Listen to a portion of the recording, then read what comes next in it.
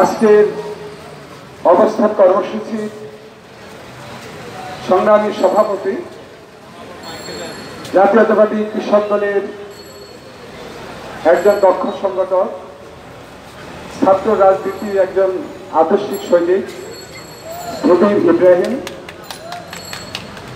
প্রধান অতিথি উপলক্ষে উপস্থিত আছেন মৃত্যুঞ্জয়ী জননেতা, যার দৃশ্যটা দেখেছিলাম তার উপর যে নির্মম পুলিশের নির্যাতন দেখে মনে হয়েছিল যে হয়তোবা জয়নাল আবদিন ফারুক আর আমাদের মাঝে ফিরে আসবেন না। আল্লাহ তাকে আবার আমাদের মাঝে ফিরিয়ে এনেছেন। এই জাতীয়তাবাদী দলের একজন বীর পুরুষ, বীর মুক্তিযোদ্ধা, জাতীয়তাবাদী দলের সম্মানিত চেয়ারপারসনের সম্মানিত উপদেষ্টা মন্ডলীর অন্যতম সদস্য, বারবার নির্বাচিত এমপি জনাব জয়নাল আবদিন ফারুক ইতিপূর্বে বক্তব্য রেখেছেন। আমাদের জাতীয় নির্বাহী কমিটির অন্যতম সদস্য, একজন অনল বয়সী ভালো বক্তা এবং এই প্রেস করা ভিত্তিক জাতির সংকটকালীন সময় বিভিন্ন সময় যিনি এখানে বিভিন্ন কর্মসূচি দিয়ে জাতিকে জাগ্রত করেন, আমাদের সেই প্রিয় রহমতুল্লাহ সাহেব, আমাদের তাঁতি দলের একজন ভালো সংগঠক ডক্টর মিজান, এই সংগঠনের সংগ্রামী সাধারণ সম্পাদক, আমাদের আইনজীবী জগত যিনি একজন আন্তর্জাতিক আইনজীবী ব্যারিস্টার টিপু সহ, ফয়জুল ইসলাম টিপু সহ অনেক নেতৃবৃন্দ। আসলেই অতি দুঃখের সাথে বন্ধুর সাথে বন্ধুর বিরোধ নিয়ে কথা বলতে হয়। যিনি আমার বন্ধু হলেন, যিনি আমাকে অভয় বাণী দিয়ে আশ্রয় দিলেন, আবার তার কাছ থেকে পাই যাতনা, নির্যাতন এবং লাস্ট পর্যন্ত উপহার পাই। প্রতি মাসে আমাদের বর্ডারে আমাদের বন্ধুপ্রতি দেশ থেকে আমরা আমাদের এই সন্তানদের লাশ আমরা পেয়ে থাকি। বিশেষত আমরা মোদীকে নিয়ে কথা বলি, একটা সাম্প্রদায়িক মোদী। মোদী ইন্ডিয়া একটা সাম্প্রদায়িক নেতা হিসেবে পরিচিত হচ্ছে সারা বিশ্বে। তার এই ভারতের এই নেতৃত্বের পূর্বে আমেরিকা থেকে কিন্তু তাকে নিষিদ্ধ ঘোষণা করা হয়েছিল। অর্থাৎ একটি জঙ্গি সম্প্রদায়ের নেতাই বলা যায় এই মোদীকে। একটি খুনি হাজার হাজার মুসলমানদেরকে হত্যা করেছেন এই খুনি, সেই খুনির সাথে বন্ধুত্ব আমাদের আরেক খুনি। এবং আমাদের যিনি খুনি, এই এই আমাদের এই কিছুদিন এই সরকারের অবস্থায়, অর্থাৎ 2008-এর পরে আমাদের স্বীকৃত খুনির নেতৃত্বে প্রায় 6,600 নেতাকর্মী হত্যা হয়েছে, গুম হয়েছে, খুন হয়েছে।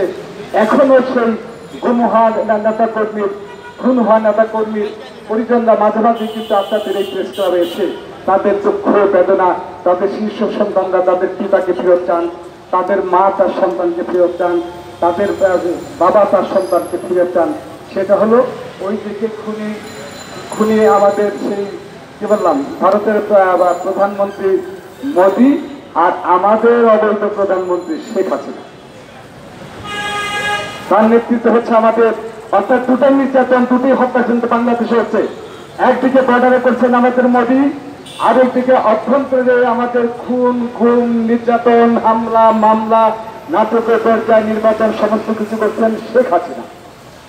আজকে আমরা বলতে চাই, আমি মোদীকে বলতে চাই, এটা বাংলাদেশ। আমরা 71 সালে 30 লক্ষ নারী রক্তের বিনিময়ে অর্জিত বাংলাদেশ। এই বাংলাদেশ হায়দ্রাবাদের মাটি নয়, এটা বাংলাদেশের মাটি, প্রতিবাদের ঘাঁটি। এই বাংলাদেশের মাটি থেকে ব্রিটিশকে বিতাড়িত করা হয়েছে, এই বাংলাদেশের মাটি থেকে পাকিস্তানিদের বিতাড়িত করা হয়েছে, এই বাংলাদেশের মাটি থেকে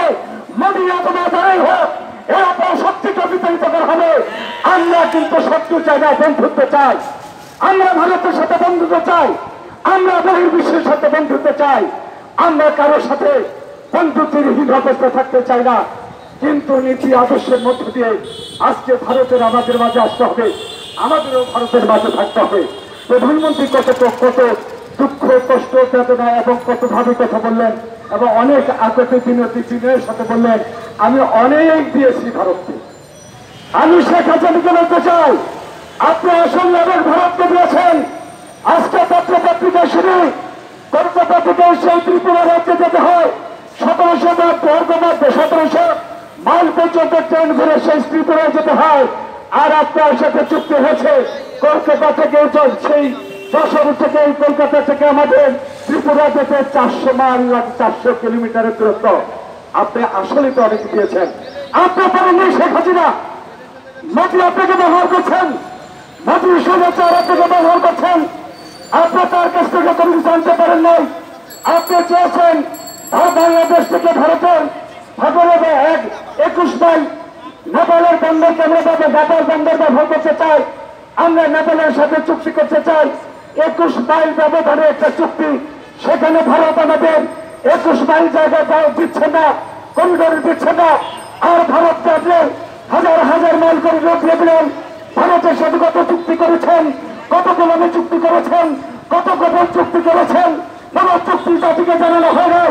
আজকে বলতে হয় এই জাতীয় দুশ্মন শেখ হাসিনা, এই জাতীয় দুশ্মন শেখ হাসিনার নেতৃত্বে যারা আছেন, আজকে আপনাদের ঐক্যবদ্ধ হতে হবে, জাতিকে বাঁচাতে হবে, গণতন্ত্রকে রক্ষা করতে হবে, স্বাধীনতা সার্বভৌমতা রক্ষা করতে হবে।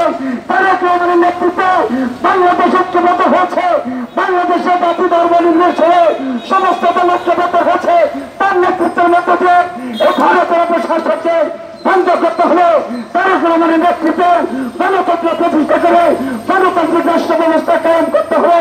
বন্ধুরা নয়, এই জন্য শুধু জাতীয়তাবাদী দল নয়, জাতীয় শক্তি গঠন করতে হলে সাংবাদিক বুদ্ধিজীবী আইনজীবীর সমস্ত নিয়ে এই জাতীয় ঐক্য সৃষ্টি করে গণতন্ত্র প্রতিষ্ঠার জন্য রাষ্ট্র বাঁচাতে হলে আপনাদের সবাইকে ধন্যবাদ।